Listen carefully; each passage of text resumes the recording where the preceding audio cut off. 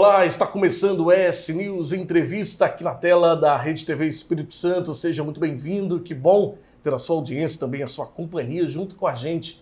Olha, hoje no programa a gente recebe o presidente do Instituto Jones dos Santos Neves, Pablo Lira. Vamos bater um papo um pouco sobre o Espírito Santo, também sobre a atuação do Instituto, que é tão importante para o nosso estado. Pablo, seja muito bem-vindo, uma alegria, viu? O prazer é meu, a gente está dialogando aqui, né, com temáticas relacionadas ao dia a dia do povo capixaba e também relacionadas ao interesse do nosso país. Pois é, Pablo, é muito importante, inclusive, a gente estava conversando um pouco antes aqui do programa começar, sobre a atuação do Instituto, né? O Instituto tem uma atuação em várias áreas, em estudo, dando embasamento para o governo, para a sociedade, entregando talvez até mesmo respostas para poder embasar políticas públicas, na verdade. Sim, o Instituto Jones dos Santos Neves é uma espécie de think tank, né? A gente desenvolve estudos, pesquisas, produção de bancos de dados, data warehouse, né? Estruturas de dados mais complexas, tecnologias também a gente desenvolve, painéis interativos, os BIs, e tudo isso, toda essa produção, a gestão da informação, conhecimento, tecnologia que o Instituto trabalha fortalecendo a ciência, inovação e tecnologia, é para produzir estudos, pesquisas, monitoramento, avaliação, para subsidiar a elaboração, aprimoramento de políticas públicas. Nosso principal objetivo é contribuir para o desenvolvimento do Estado do Espírito Santo, no âmbito do Brasil também, compartilhando experiências com outros estados, e também subsidiar essa elaboração e aprimoramento de políticas públicas para melhorar a qualidade de vida da população capixaba. O Instituto Jones Santos Neves, para facilitar a população que está nos acompanhando, é como se fosse um IBGE, o Instituto Brasileiro de Geografia e Estatística do Estado do Espírito Santo. É uma instituição de pesquisa que agora, em 2025, completa 50 anos de história produzindo informação e conhecimento para o desenvolvimento do Estado do Espírito Santo. Um trabalho aí irretocável, né, que ajuda, como você disse, a desenvolver políticas públicas, porque entende na base, né, o que está acontecendo e o que precisa ser feito para melhorar determinada situação, né? Inclusive, recentemente, aliás, foi agora recente anunciado, o estudo Investimento Anunciado, não é isso? É um estudo novo. Isso, é um estudo, na verdade, que a gente produz aí nos últimos 15 anos, que a gente vem aprimorando ele. Inclusive agora nessa nova vertente do Instituto, que vem se destacando cada vez mais, tendo visibilidade, reforçando a sua credibilidade com a academia, com a universidade, com as secretarias estaduais, governo federal e municípios. Esse estudo agora a gente produziu também um BI, um painel interativo, que reforça o caráter do Estado do Espírito Santo, ser o estado mais transparente do Brasil, informações disponíveis para a população, para as secretarias, para os municípios e setor produtivo. É um estudo que a gente monitora os investimentos, Fabiano, acima de R$ 1 milhão, investimentos públicos e privados. E na última carteira de investimentos, que contabilizava esses projetos até 2026, estavam contabilizados ali um montante superior a 50 bilhões de reais. Agora a gente atualizou esse dado recentemente aqui, divulgando com você também, os dados até 2027, essa carteira teve um aumento, um crescimento superior a 31%. Estamos com mais de 65,8% de bilhões de reais previstos para acontecer aqui no território capixaba até 2027.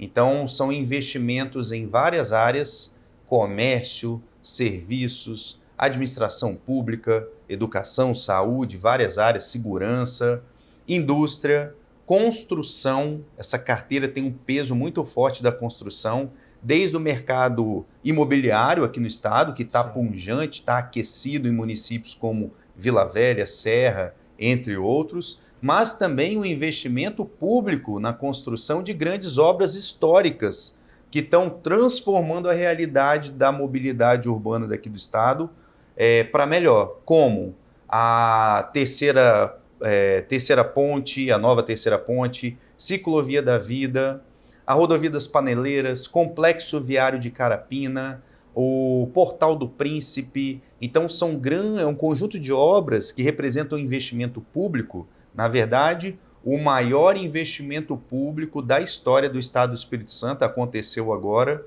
entre 2019 e 2022. Foram 6,7 bilhões de investimentos públicos em obras como essas que a gente exemplificou, mas também obras, construção de hospital, escolas, e esses investimentos, mais de 65 bilhões de reais até 2027, estão distribuídos em todo o território do Estado do Espírito Santo, Bacana. alcançando 78 municípios e as 10 micro-regiões. Para a população, traduzindo isso, é mais oportunidade de emprego e renda no nosso dia a dia. Sem dúvida, são melhorias para a sociedade como um todo, né? Isso é muito importante. Isso. Pablo, nós vamos para o rápido intervalo, daqui a pouquinho, na volta a gente continua o nosso papo. Hoje aqui no programa ES News Entrevista, recebendo o Pablo Lira, presidente do Instituto Jones dos Santos Neves. A gente volta já já, não sai daí.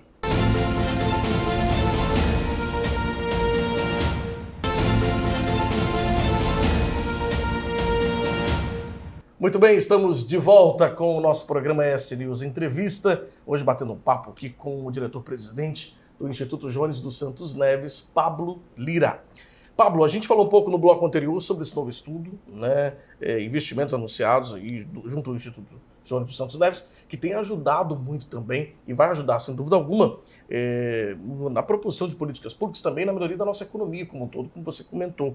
Agora, o Instituto recentemente ganhou um prêmio, né, o prêmio por conta do Observatório de Segurança Cidadã. Vamos falar um pouquinho mais sobre esse prêmio, como que foi isso? Sim, o Estado do Espírito Santo é referência no Brasil e no mundo na temática da segurança cidadã com o programa Estado Presente, que foi implementado na primeira gestão do governador Casagrande, lá em 2011, e ele agora veio com algo diferencial, inovador, que foi o desenvolvimento do Observatório da Segurança Cidadã. Em 2019, a gente implementou logo nos primeiros meses, que integra os esforços do Instituto Jones, CESP, Secretaria de Controle e Transparência, Secretaria de Economia e Planejamento, vários órgãos, pensando ali uma maior transparência e produção de dados e informações na área de segurança pública.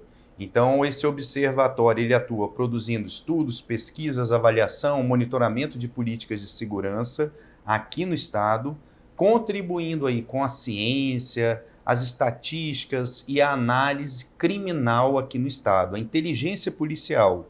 Além de produzir pesquisas e estudos, a gente vem formando profissionais de segurança pública em cursos de análise criminal. A gente já teve aí mais de 150 profissionais de segurança pública do Espírito Santo e de outros estados que foram formados nesses cursos do Observatório da Segurança Cidadã que o Instituto Jones, junto com a CESP, coordena. Bacana. Polícia Militar, Polícia Civil, Guarda Municipal, Bombeiros, a BIM também teve aí nesses cursos, Ministério Público. É a integração que faz a diferença na área de segurança. E aí, esse projeto também trabalha com uma vertente de tecnologia, o desenvolvimento de BIs. E as guardas municipais, Fabiano, vêm utilizando essa tecnologia para traçar operações de prevenção também ao crime. Por exemplo, hoje, se você quiser saber quantos celulares foram roubados ou furtados no último mês no estado do Espírito Santo, você consegue através desse canal aí disponibilizado, desse painel do Observatório da Segurança Cidadã, disponibilizado no site do Instituto e também no site da CESP. Inclusive o modelo do aparelho celular, que é mais furtado ou roubado, veículo também. É um levantamento mais aprofundado mesmo. Mais aprofundado, com inovação e tecnologia. Essa informação é estratégica para a prevenção e repressão qualificada para os problemas da segurança pública. E esse projeto foi contemplado pelo Prêmio Inoves, que é o prêmio de excelência de inovação do serviço público daqui do estado. Sim. O Instituto Jones foi contemplado, e os parceiros também, no prêmio de 2022. Muito legal. Agora, Pablo, uma coisa bem bacana também, eu me lembro como o Instituto contribuiu durante a pandemia da Covid-19, isso ajudando o Estado a pensar políticas públicas, a pensar estrategicamente, e não só isso, entregando resposta para a sociedade, porque a gente vivia um cenário em que o governo federal, naquele momento, parecia que queria ocultar ou omitir algumas informações, tanto é que os veículos nacionais precisaram fazer alguns consórcios para tentar fazer um elo direto com as secretarias estaduais e buscar informações. Aqui no Espírito Santo foi o contrário, o Instituto criou algo que fosse mais transparente, que pudesse entregar dados diretos para a população, né? Informação com a matriz de risco, o mapa, né, da Covid. E como que foi esse levantamento? A gente fez muitas entrevistas ao vivo durante esse período, eu me lembro, dando essa resposta para a população que estava muito perdida também, sem entender direito o que estava acontecendo, né? Sim, foi a crise sanitária mais grave da história da humanidade nos últimos 100 anos. Sim. Então, nossa solidariedade para todos, né, que perderam familiares, amigos nesse período triste da história da humanidade. Verdade. E o pior de tudo, né, Fabiana, a gente viu o Brasil e o mundo polarizado. De um lado, o grupo dos negacionistas, inclusive aqui no estado a gente via pessoas falando que a pandemia foi uma farsa. Exato. Do outro lado, o grupo dos alarmistas, que potencializavam os problemas da pandemia. Qual foi o caminho que o Estado do Espírito Santo seguiu com a liderança do nosso governador Casagrande? Foi o caminho do equilíbrio, o caminho da ciência. E nesse trabalho aí, o Instituto Jones foi demandado, a gente trabalhou em parceria com a Prodeste, com a Secretaria de Saúde, Corpo de Bombeiros, e também a Seconte, Secretaria de Economia e Planejamento. O governador, antes dos primeiros casos serem registrados aqui no estado, ele criou uma sala de situação e um centro de comando e controle, onde a gente produzia informação para auxiliar o planejamento e tomada de decisão. Numa gestão de risco, não há espaço para achismo. Na verdade, na administração pública hoje, no século XXI, não há espaço para achismo e para pessoas aventureiras. A gente tem que ter pé no chão, porque é o futuro do cidadão que a gente está trabalhando, né? A gente tem que ter muita responsabilidade, utilizar informação, evidências científicas, e com essa postura que o Estado do Espírito Santo seguiu. O caminho do equilíbrio da ciência, a gente conseguiu preservar vidas, desenvolvemos ferramentas pioneiras no Brasil, o mapa e a matriz de risco, Sim. coordenado pelos nossos bombeiros, comandante Cerqueira, né? Sim. O Instituto colaborou nesse trabalho, que também foi premiado pelo Prêmio Inoves. Sim. E olha a importância da ciência, né? Não adianta eu, enquanto cientista, produzir uma bela tese de doutorado e essa tese ficar numa prateleira de uma universidade. Sim. É importante eu produzir conhecimento científico para atender a demanda da população. O mapa de risco é um exemplo disso. A população, quando a gente conversava, e eu quero destacar o papel da imprensa profissional nesse período, que foi fundamental para a gente superar aquele período mais crítico, né? A população já perguntava nas ruas, o que eu preciso fazer? Quando que meu município vai ficar verdinho lá no mapa Exato. de risco? Ou seja, é a ciência conscientizando a né? população do risco de um problema como a pandemia da Covid-19. Sem dúvida. Olha que pena que o nosso tempo está no finalzinho, né? Eu teria que vários outros assuntos para conversar com o Pablo Lira, nosso presidente do Instituto Jones dos Santos Neves, que tem dado uma contribuição impressionante, excelente, né, para o Estado, exatamente com pesquisa, com ciência, com números, entregando, como eu disse, muitas respostas que a sociedade muitas vezes espera, né? E a gente citou agora recente o caso, como foi a pandemia da Covid-19. Pablo, obrigado por ter vindo, foi um prazer. As portas estão abertas aqui do nosso programa para você retornar mais vezes, trazer cada vez mais informações para a gente, importantes para a nossa sociedade. Obrigado. A gente que agradece e parabeniza o trabalho da imprensa profissional aqui, representado por você, Fabiano, e todo esse time de ponta aí da Rede TV. Obrigado, Pablo. A você de casa, obrigado pela audiência, pela companhia. A gente fica por aqui com o nosso programa de hoje. Para rever essa entrevista, acesse esflix.com.br. Um ótimo dia. Até o nosso próximo encontro.